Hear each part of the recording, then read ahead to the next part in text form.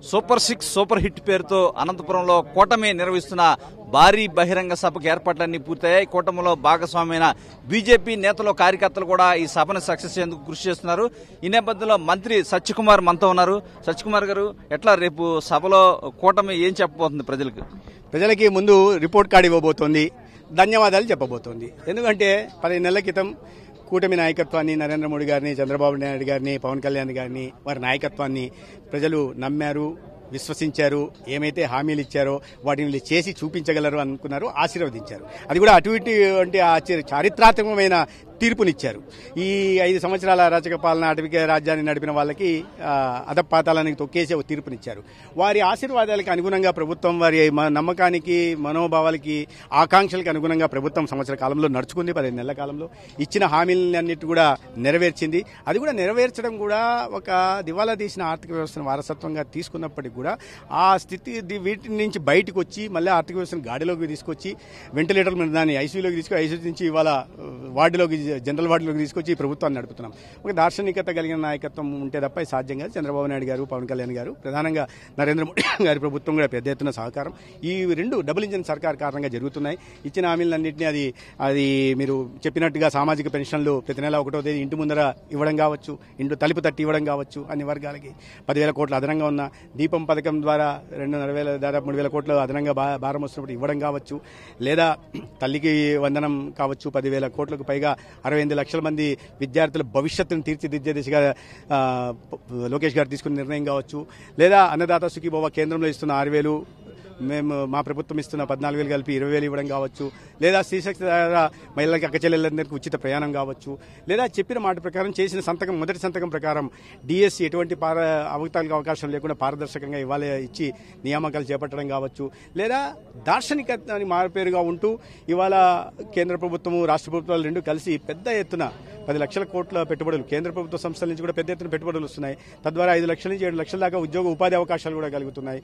వీటినన్నింటినీ చేయడము, ఇవన్నీ హామీలను కూడా ఆరోగ్య సంరక్షణ పేరుతో యూనివర్సల్ హెల్త్ పాలసీ, దాంతో 25 లక్షల దాకా నాణ్యమైన వైద్య రాష్ట్రంలో గతంలో ఎప్పుడూ లేదు, దేశంలో ఏ రాష్ట్రం కూడా అమలు చేయలేదు. అటువంటి ఒక చారిత్రాత్మక నిర్ణయం కూడా తీసుకోవడం జరిగింది. ఇటీవల కేబినెట్ కూడా ఆమోదం తెలిపింది. వీటినన్నింటినీ చేస్తున్నప్పుడు ప్రజలు ఆశీర్వదించడం కారణంగానే అధికారంలో రాగలిగాం. అధికారంలో రాగలగానే ఇచ్చిన మాటల్ని చేయగలిగాం. అధికారంలో రాగలిగిన సంపద సృష్టి చేయగలుగుతాం, దాన్ని పంచగలుగుతున్నాం. కాబట్టి ధన్యవాదాలు చెప్పడం కోసం ఈ సభ నిర్వహించడం జరిగింది. అత్యంత వెనుకబడిన ప్రాంతంగా పేర్కొనబడుతున్న అనంతపురం నుంచి సందేశం ఇవ్వదలుచుకున్నాం. మాకు అది ఉత్తరాంధ్ర అయినా, అత్యంత వెనుకబడిన రాయలసీమ అయినా, ఏదైనా ఒకటే.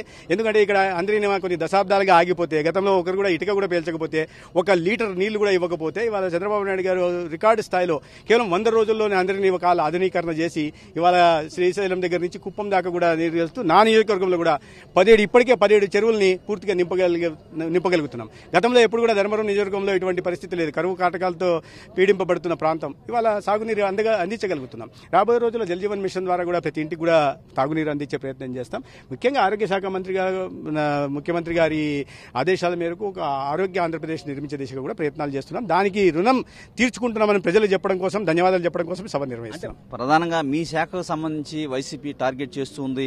ఎందుకంటే మెడికల్ కాలేజీలను ప్రభుత్వం మేము కష్టపడి తీసుకొచ్చి కట్టే మెడికల్ కాలేజీలను ప్రైవేటు పక్షానికి దారాదత్తం చేసింది ప్రభుత్వం అని చెప్తుంది. ఏది కష్టపడి కట్టడం అంటే నబార్డు కింద, సెంట్రల్ స్పాన్సర్ స్కీమ్ కింద, శాస్కీ కింద కేంద్ర ప్రభుత్వం సహకారం అందిస్తుంటే దాన్ని పూర్తి చేయకుండా 5 సంవత్సరాల కాలంలో 8,450 కోట్లు ఖర్చు పెట్టాల్సి వస్తే కేవలం 1,400 కోట్లు ఖర్చు పెట్టి, దాంట్లో కూడా 650 కోట్లు కేంద్ర ప్రభుత్వం ఇచ్చిన నిధులను పెట్టి, దాని తర్వాత దాంట్లో కూడా మళ్ళీ 700 కోట్లు రాష్ట్ర ప్రభుత్వం, ఇప్పుడు ప్రభుత్వం మీద అప్పు పెట్టిపోయి, రాష్ట్ర ప్రభుత్వం నుంచి ఒక పైసా ఖర్చు పెట్టకుండా పునాదులు నిర్మించడం, మొండుగోడలు కట్టడమే వాళ్ళు నిర్మించే కళాశాల. రమ్మనండి, నేను అందుకే బహిరంగ సవాల్ ఇచ్చారు. రమ్మని ఒక్క చోటుకి వెళ్దాం, పెనుగొండ పక్కనే ఉంది, వెళ్ళి చూద్దాం ఎటువంటి అద్భుతమైన కళాశాలలు నిర్మించారో అర్థమవుతుంది. అక్కడ పోదాం, నర్సీపట్నం పోదాం, పాలకోలు పోదాం, పునాదులు మొన్న పాలకోలు వెళ్ళి ఎలా ఉందో చూద్దామని వెళ్ళా.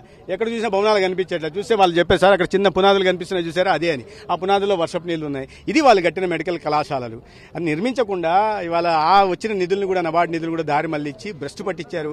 వాటిని ఇవాళ చాలా నాణ్యతకు అనుగుణంగా ప్రామాణికంగా తీసుకుని అన్ని విద్యలో కానీ, భవన నిర్మాణంలో కానీ, లేదా ఫ్యాకల్టీ నియామకంలో కానీ, లేదా వైద్య విద్యను అందించడంలో కానీ, లేదా ఉచితంగా 25 లక్షల దాకా పేదలకు వైద్య చికిత్సను అందించడంలో కానీ నాణ్యతను ప్రామాణికంగా తీసుకున్నాం. ఆ ప్రమాణాలని కట్టుబడి ఉండాల్సిందిగా టెండర్ డాక్యుమెంట్ కూడా తయారు చేయడం జరిగింది. జరిగింది. దాని కారణంగా ప్రైవేటు ప్లేయర్ రావడం, పబ్లిక్ ప్రైవేట్ పార్ట్నర్షిప్లో చేయడం, దీని ద్వారా ఈ ఫైనాన్స్ వాళ్ళే చేయడం, దీన్ని build, operate and transfer me lease period 33 సంవత్సరాలు అయిపోయిన తర్వాత మళ్ళీ రాష్ట్ర ప్రభుత్వానికి వెనక్కి ఇచ్చేయడం. సో యాజమాన్య హక్కులు ప్రభుత్వం దగ్గర ఉంటున్నాయి, దాని మీద నియంత్రణ ప్రభుత్వం దగ్గర ఉంటుంది.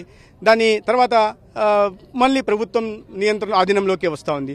దీన్ని ప్రైవేటు పరం చేయడం ఏందో, ప్రభుత్వానికి అమ్మడం ఏందో, లేదా కావాల్సిన వాళ్ళకి అమ్మడం ఏందో నాకు అర్థం కావట్లేదు. కాబట్టి అవగాహన లేకుండా చేస్తున్న సార్ని ప్రతి విషయంలో కూడా అవగాహన లేకుండా అబద్ధాలు చెప్పడం, లేదా మార్కెట్లో కృత్రిమ మనం చూసాం నీళ్ళలో అమరావతి మునిగి, నేను అమరావతిలోనే ఉంటున్నా, మునిగిపోయిందంటే నేను బయట నుంచి వచ్చి చూసా ఎక్కడ ఏం లేవు, మునిగిపోయింది కొట్టుకుపోయింది అమరావతి అని చెప్పారు. ఆరోగ్యశ్రీ ఆపేశారని ఒక రోజు సడన్ గా పేపర్లో ఆరోగ్యశ్రీ ఆగిపోయింది, మొత్తం రాష్ట్రం అంతా అల్లకల్లోలం అయిపోయింది, 1000 ప్రాణాలు పోతున్నాయని. నేను వెంటనే సాయంత్రం తీసా, అయ్యా ఎంత జరిగినాయంటే సార్ 6800 ప్రీ ఆథరైజేషన్స్ అడ్మిషన్స్ అయినా అన్నారు. సగటున ఎంత అవుతాయి అన్న, 5200 అవుతాయి. ఈరోజు ఆపుతామని నోటీస్ ఇచ్చినప్పుడు ఇన్ని అయినాయని. గత ఆర్థిక సంవత్సరంలో 13 సార్లు ఆశా హాస్పిటల్స్, నెట్వర్క్ హాస్పిటల్ వాళ్ళకి నోటీసులు ఇవ్వడం జరిగింది. మేము వచ్చినప్పుడు ఇట్లే బాగా 2500 కోట్లు బకాయిలు పెట్టిపోయారు. నేను అడిగాను వాళ్ళని, అంటే ఎప్పుడన్నా మిమ్మల్ని అధికారులు కలిసారా? కలవలేదు. పొలిటికల్ లీడర్షిప్ కలిసిందా? కలవలేదు. నేను అధికారులు కలిశారు, ఇవాళ పొలిటికల్ లీడర్షిప్ నేను కలుస్తున్నా, మరుసటి రోజు ముఖ్యమంత్రి గారు కూడా కలిసాం. ఇచ్చిన హామీ మేరకు వాళ్ళకి ఇవ్వాల్సిన విడతలో ఇవ్వాల్సిన ఏదో ఇవ్వడం జరిగింది. అడిగాం, బాబు రాష్ట్ర పరిస్థితులు ఉన్నాయి, కాస్త ఆలస్యంగా ఇస్తాం. వాళ్ళు ఒప్పుకున్నారు, సరిగా నాణ్యంగా సేవలు అందిస్తున్నారు. ఇవాళ ప్రీ ఆథరైజేషన్లు, అడ్మిషన్లు పెరిగాయి ఆసుపత్రుల్లో. ఇవన్నీ కాకుండా 25 లక్షల దాకా కూడా ఇవాళ యూనివర్సల్ హెల్త్ పాలసీ తీసుకొచ్చి ఉచితంగా 25 లక్షల దాకా ఖరీదైన చికిత్సలను కూడా అందించడానికి ప్రభుత్వం ఆమోదం తెలిపింది. కాబట్టి ఈ నేపథ్యంలో ప్రజల్లో సానుకూల స్పందన వస్తున్న నేపథ్యంలో ఇటువంటి అసత్య ప్రచారాలు చేస్తున్నారు. మెడికల్ కాలేజీలకి బహిరంగ సవాల్ ఇచ్చారు, ఒక్కొక్క కాలేజ్ మీద విడిగా చర్చిద్దాం రండి. ఒక్క పులివెందుల కాలేజీలో మాత్రం 75% ఫైనాన్షియల్ ప్రోగ్రెస్ ఉంది. మిగతా అన్ని ఆసుపత్రుల్లో 0 to 6, 0. పార్వతీపురంలో టెండర్లో పిలవాల, పాలకొల్లో పునాదులు తవ్వారు, నర్సీపట్నంలో పునాదులు తవ్వారు, పెనుగొండలో గోడలు కట్టారు, మదనపల్లిలో వీటిలో ఒక హాస్పిటల్ కళాశాల వరకు కొద్దిగా భవనాలు నిర్మించారు. పులేంద్ర మాత్రమే భవనాలు నిర్మించి రంగులేశారు. అది కూడా 475 కోట్లు అడ్మినిస్ట్రేటివ్ శాంక్షన్ ఉంటే 300 కోట్లు మాత్రం ఖర్చు పెట్టారు. హాస్టల్లో నిర్మాణం చేయలే.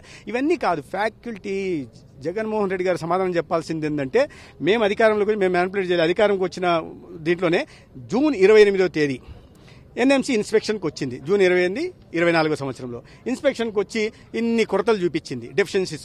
ఏది ఇన్ఫ్రాస్ట్రక్చర్ డెఫిషియన్సీస్ చూపించింది, ఫ్యాకల్టీ డెఫిషియన్సీస్ 50% చూపించింది. 48% ఫ్యాకల్టీ డెఫిషియన్సీస్ ఒక పులివెందుల్లోనూ చూపించింది. మీరు 50% బోధన ఇది లేక వాళ్ళు ఎల్ఓ ఇవ్వాలి అంటే అనుమతి నిరాకరించారు. దానికి సమాధానం చెప్పాలి కదా. అందుకని ఇప్పుడు నేను మళ్ళీ అడుగుతున్నా, మీకు ధైర్యం ఉంటే ఈ విషయం మీద మాట్లాడంటే రేపు అసెంబ్లీకి రండి, జగన్మోహన్ రెడ్డి గారు ఒక్కొక్క విషయం మాట్లాడదాం.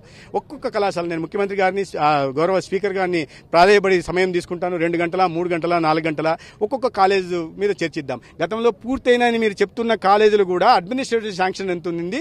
దాంట్లో రాజమండ్రి కాలేజు 475 కోట్లు ఖర్చు పెట్టాల్సి వస్తే ఇప్పటిదాకా ఆడ పెట్టింది 80 కోట్లే. ఏమంటే ఆడ మెడికల్ హాస్పిటల్ ఉంది కాబట్టి జీజీహెచ్ను హాస్పిటల్గా వాడుకుంటున్నారు. భవనం మాత్రం ఒక సంవత్సరానికి సరిపడా కట్టారు. ఇప్పుడు వాళ్ళని షెడ్లు వేసి మెడికల్ విద్య అందించాల్సిన పరిస్థితి ఉంది. ఇట్లా నాణ్యమైన విద్య, వైద్య విద్య అనేది చాలా క్లిష్టమైన విద్య, క్లిష్టమైన ప్రొఫెషన్, పవిత్రమైన వృత్తి. దాన్ని మేము నాణ్యమైన విద్యను అందించి ఒక బాధ్యతాయుతమైన డాక్టర్లను బయటికి తీసుకురావాలి తప్పిస్తే ఏదో చూపడం కోసమో, ఆర్భాట ప్రకటనలు చేసుకోవడం కోసం, తద్వారా రాజకీయ లబ్ధి పొందడం కోసమో అరకొర భవనాలు, పునాదులు వేసేసి వైద్య కళాశాలను నిర్మించామని చెప్పుకోవడానికి మేము సిద్ధంగా లేము. నాణ్యమైన వైద్య విద్యను అందిస్తాం, ఆ ప్రజల ఆరోగ్య సంరక్షణ బాధ్యత కూడా తీసుకుంటాం. సార్, ఎన్నికల సమయంలో ఉన్న ఐక్యత కూటమిలో ఇప్పుడు ఉందంటారా? ఖచ్చితంగా ఉంది. ఇవాళ ఏది చూసినా మీరు కలిసే ఉంటున్నాయి. ఎందుకు ఈ ప్రశ్న వస్తుందో నాకు అర్థం కాదు. అనేక సమావేశాలు జరిగాయి. ఎక్కడ చూసినా కూడా మా పార్టీ రాష్ట్ర అధ్యక్షురాలు పురంధేశ్వరి గారు ఉంటా ఉన్నారు. రేపు కూడా మా పార్టీ రాష్ట్ర అధ్యక్షుడు పివిఎన్ మాధవ్ గారు ఉంటారు. ఈ విషయంలో ఎక్కడా ఇబ్బంది లేదు. ప్రధానమంత్రి గారు 2 సార్లు విశాఖపట్నంకి వచ్చారు, అమరావతికి వచ్చి వెళ్ళారు. సమైక్యత జరుగుతూ ఉంది. అయితే ఏదైనప్పటికీ కూడా మేము 3 వేరువేరు పార్టీలు, దాంట్లో అనుమానం లేదు. 3 వేరువేరు సైద్ధాంతిక పునాదుల మీద ఏర్పడిన పార్టీలు కాబట్టి కింద క్షేత్రస్థాయిలో అయినా ఒకటి అలా చిన్న ఏదైనా ఉండొచ్చు, కానీ దాన్ని పెద్దగా చూడాల్సిన అవసరం లేదు. టీకఫ్లో తుఫాను సృష్టించాలంటే సాధ్యం కాదు. బే ఆఫ్ బెంగాల్లో తుఫాను వస్తే దాన్ని మీరు అడగచ్చు. ఇక్కడ కింద స్థాయిలో నేను ఆ సీట్లో కూర్చోవాలనుకున్నా, ఈ సీటు జనసేన కూర్చున్నారు, లేదా ఆ సీట్లో ఇట్లాంటి చిన్న కార్యకర్తలు ఉంటాయి తప్పిస్తే నాయకత్వానికి ఇబ్బంది లేదు. కానీ అదే సమయంలో పార్టీని విస్తరించుకోవడానికి మేము కట్టుబడి ఉన్నాం. భారతీయ జనతా పార్టీని ఆంధ్రప్రదేశ్లో విస్తరించుకోవాలని ప్రయత్నం మేము చేస్తాం, జనసేన చేస్తుంది, మరింత విస్తరించాలని తెలుగుదేశం చేస్తుంది. దాంట్లో దాన్ని తప్పుగా చూడాల్సిన అవసరం లేదు.